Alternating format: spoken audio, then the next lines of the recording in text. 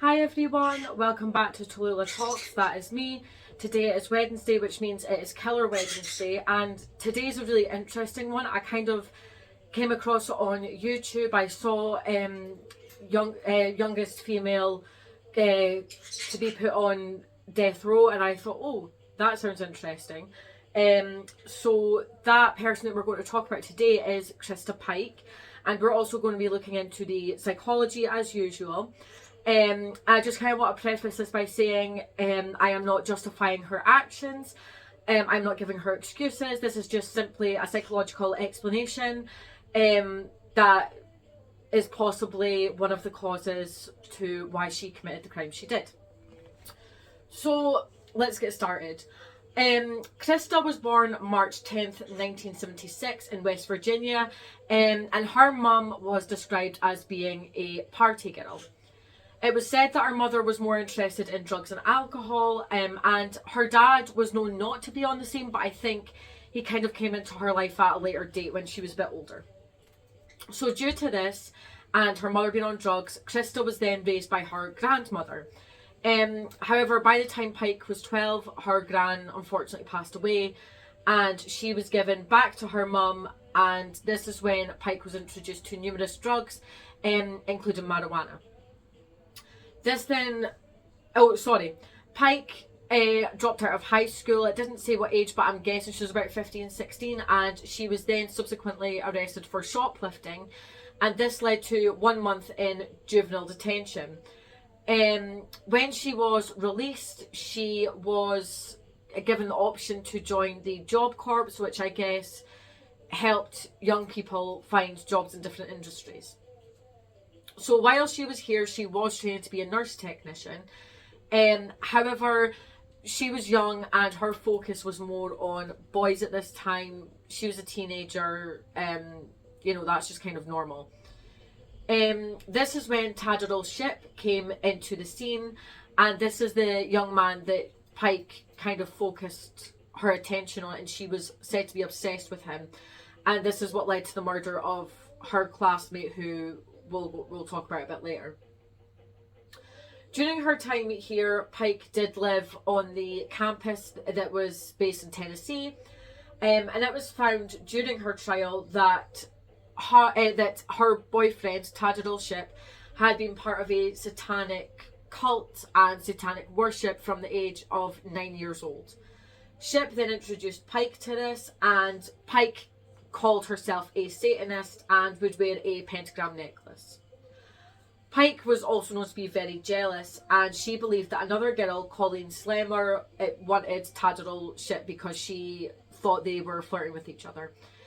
I couldn't find much on Colleen, unfortunately, because when you look up this case or anything to do with this case, all it leads you back to is Christa Pike or Tadaryl Shipp, the main ones involved in the murder. So unfortunately, I couldn't find much on Colleen. I did find that she was also part of the Job Corps. She was 19, and like Pike, she did live on the campus as well. Pike and Slemmer were known to hate each other. They were known to get into arguments, and Pike actually often spreads quite horrible, malicious rumours about Slemmer. So we're going to kind of talk about the murder and the events that occurred. So similar to Christa Pike, Tadaryl Shipp, her boyfriend, had come from quite a rough background. He was raised by a single mother. Sorry, I can't turn my page here. Raised by a single mother, he also dropped out of school. He became involved in gangs, but joined the Job Corps at his mum's request because his mum didn't want him involved in all that stuff. He enrolled in a culinary program, and according to others, Pike and Shipp's relationship was could be quite volatile.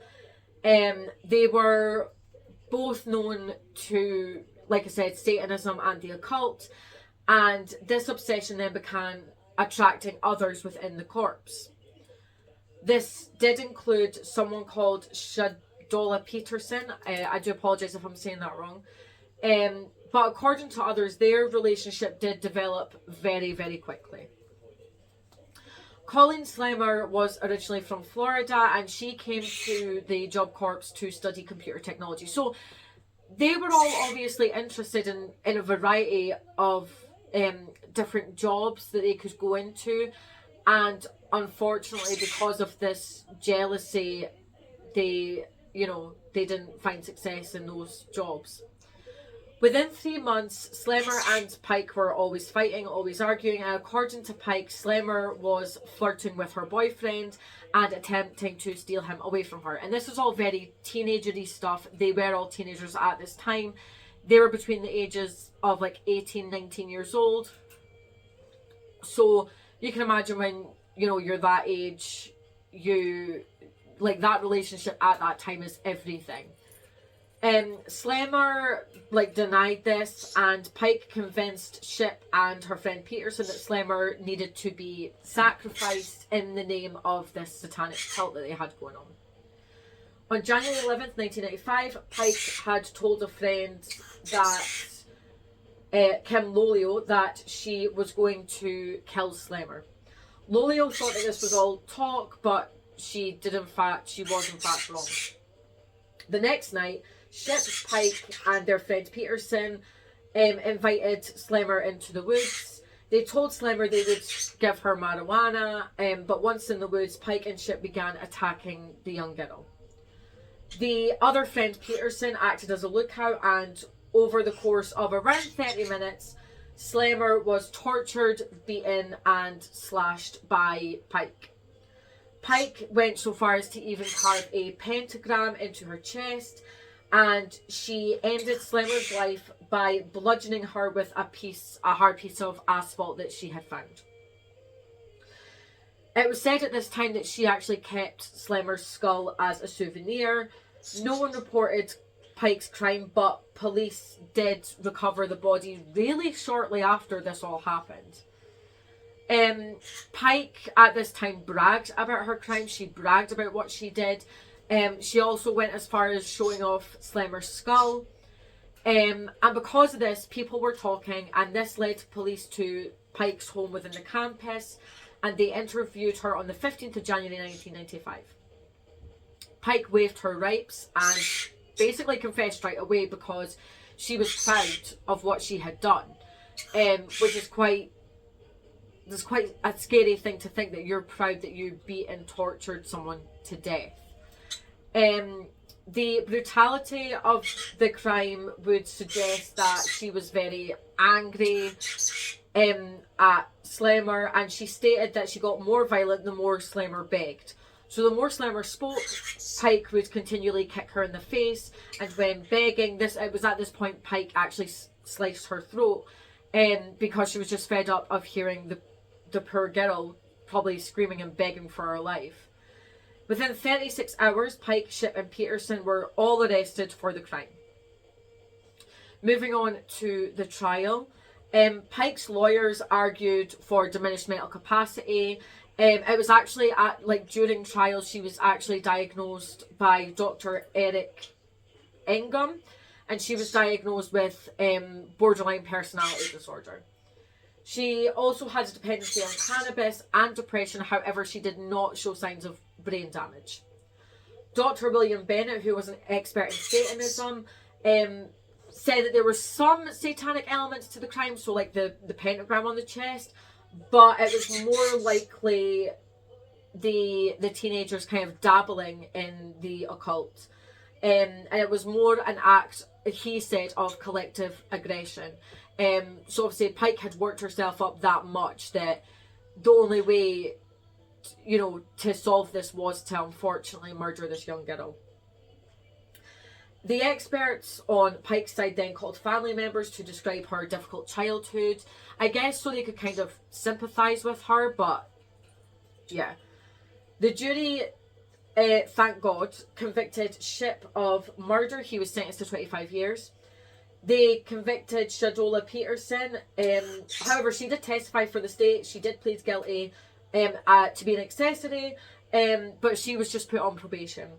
And Pike was then convicted of capital murder and conspiracy to commit murder.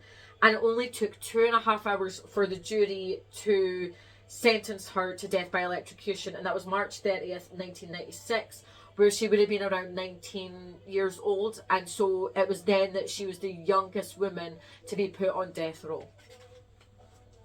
So we're going to now look into the psychology, and that she was diagnosed while on trial with borderline personality disorder. So in 2001, Dr. Jonathan Pincus looked into Pike's brain, and Pincus states that killers usually have 3 characteristics which Christa Pike did have. That was brain damage, abuse, and mental illness. Now, when we say brain damage, we don't necessarily mean developmental disorders, but what we mean is there's a part of the brain that is damaged to the point where you can't feel guilt, you can't feel remorse, you can't feel ordinary human emotions. Pike did have all 3, and she has stated that she was physically and sexually abused. I'm not sure if it was in her grandmother's home or her mum's home, or both. I'm not entirely sure. And these claims are actually backed up by relatives as well. So for borderline personality disorder, it has a very wide range of symptoms, and there are 4 main areas, which are emotional instability, cognitive distortion, impulsive behaviour, and unstable relationships, all of which Christina Pike displayed. And I'm not saying that people with this disorder will go out and kill, not at all. This is just what she happened to be diagnosed with, and because of her impulsive behaviour and her unstable relationships with her grandmother and her mother and even her friends, I guess, this all kind of excuse me, led to the murder. According to Pike's mum, by the time Pike was 8, she was described as incorrigible, or it's like her mother just couldn't stand her, she couldn't stand being around her, and it was at that time that she was put with her grandmother, and it was said that Pike never really had that bond with her mum. Pike's gran at this time was known to be very abusive, so you know, she's went from a home where her mother was on drugs and alcohol, to the point where her mum couldn't stand her, to a grandmother who abused her, and then you've got the added, she did have BPD, borderline personality disorder. After her gran died in 1988, Pike was kind of shuffled between her parents' house, because I think her dad had obviously come back into her life at that point. And by the time she was 18, she had been thrown out of her dad's home twice. I'm not sure how true this is, but she was told to leave her dad's house because he believed she was sexually abusing his younger daughter. I'm not sure how true it is, so I don't really want to say that's true or say it's not true. I'm not entirely sure, but that is the reason her dad threw her out. Pike had always had indications of being problematic, and she had actually been allowed to live with a boyfriend from the age of 14, which that's not kind of normal in today's society. And I mean, I wasn't even allowed a boy in my room at that age, let alone staying over. She had various family members stated that Pike was very troubled. However, they did state this, but no one did anything to help her, which is just unfortunate, because if she had got the psychological help, or if she maybe went into a more stable environment, things might have worked out differently. So where is Pike now? Pike is still on death row, and no date has been set as of yet. She has shown no remorse for the murder, and she actually wrote Shipp quite a troubling letter soon after she was arrested.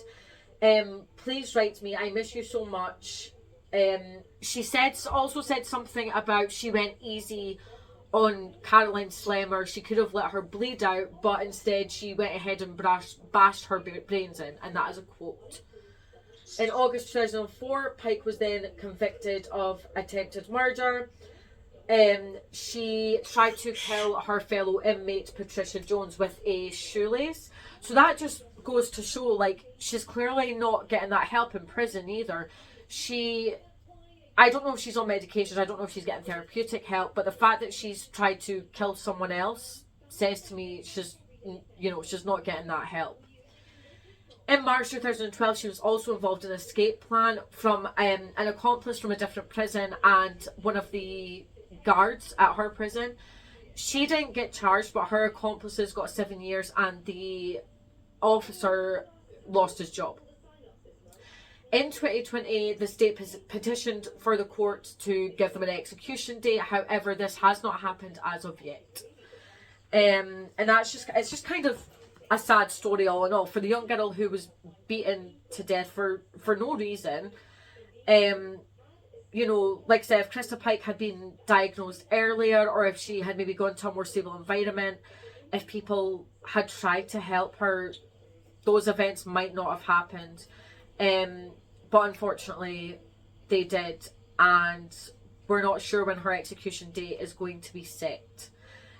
So let me know what you think about that in the comments, and also give me some ideas on what you want me to talk about on either Sundays, which is Sunday's Haunting Hour, or Wednesdays, which is Killer Wednesdays. I will look into it, I'll do my research, and I'll be sure to make a video. I will be here on Sunday, so make sure you hit that subscribe button. You will get all the updates, and have a